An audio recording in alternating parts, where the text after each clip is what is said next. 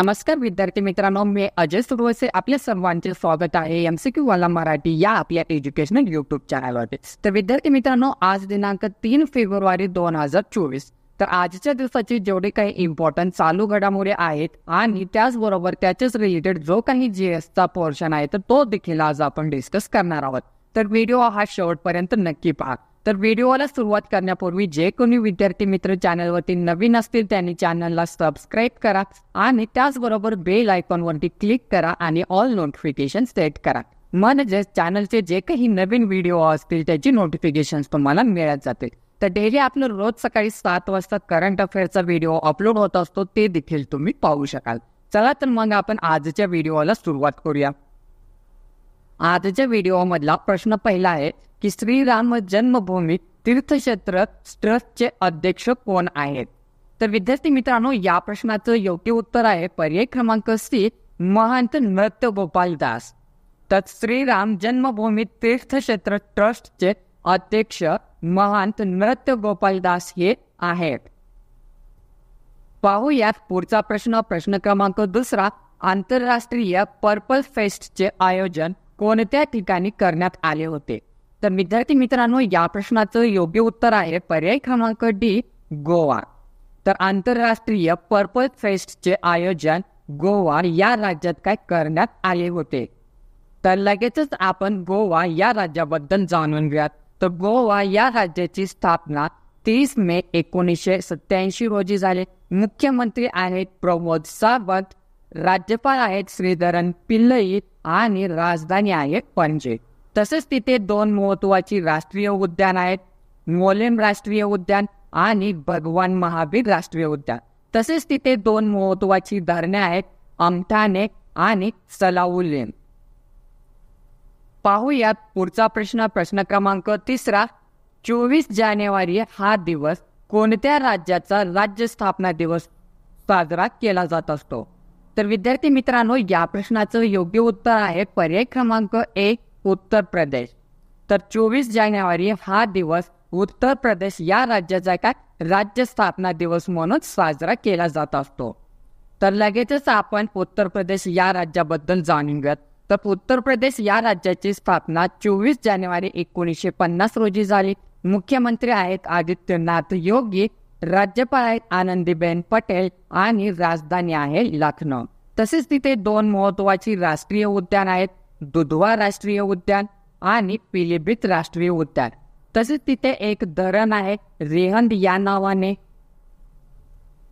पाहूयात पुढचा प्रश्न क्रमांक 4, अखिल भारतीय पोलीस महासंचालक महानिरीक्षक परिषद कोणत्या ठिकाणी पार पडली?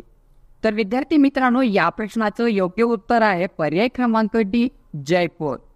तर अखिल भारतीय पोलीस महासंचालक महानिरीक्षक परिषद ही जयपूर या ठिकाणी काय पार पडली आहे। पाहूयात पुढचा प्रश्न क्रमांक 5, भारतातील कोणत्या राज्यात गुटखा सेवनाचे प्रमाण सर्वाधिक आहे?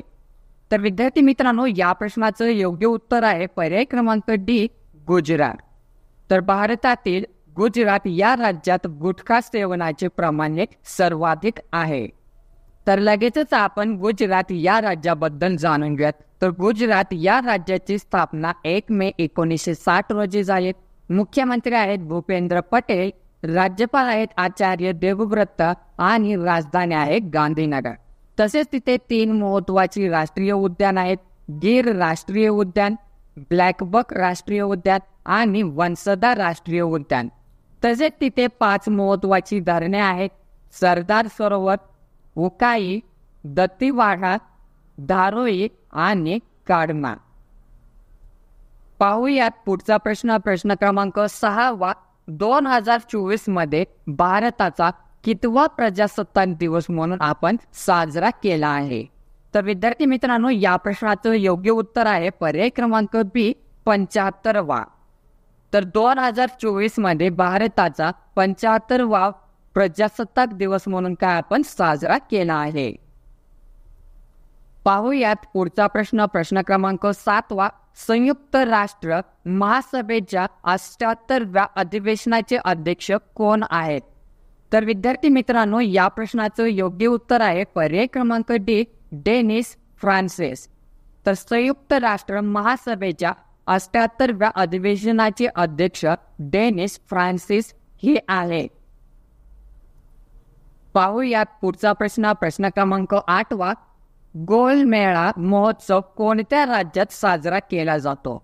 तर विद्यार्थी मित्रांनो, या प्रश्नाचं योग्य उत्तर आहे पर्याय क्रमांक सी, जम्मू आणि काश्मीर.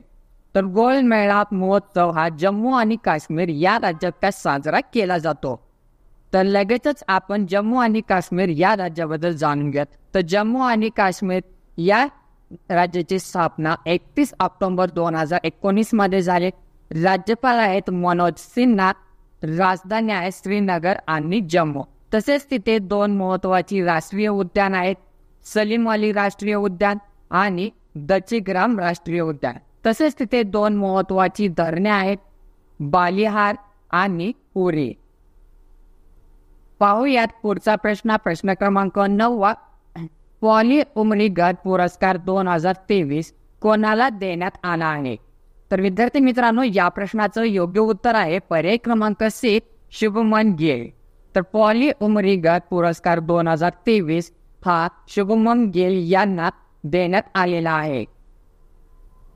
पाहूयात पुढचा प्रश्न क्रमांक 10वा आणि या व्हिडिओमधला शेवटचा प्रश्न.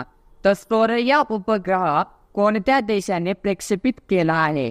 तर विद्यार्थी मित्रांनो, या प्रश्नाचं योग्य उत्तर आहे पर्याय क्रमांक बी, इराण. तर सोरया उपग्रह हा इराण या देशाने काय प्रक्षेपित केला आहे.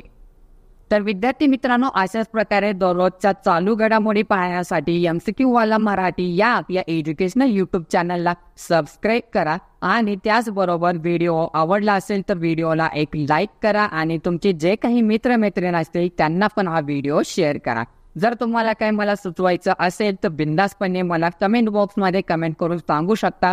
तर ठीक आहे, उद्या भेटू आपण सकाळी 7 वाजता. तोपर्यंत धन्यवाद. जय हिंद, जय महाराष्ट्र.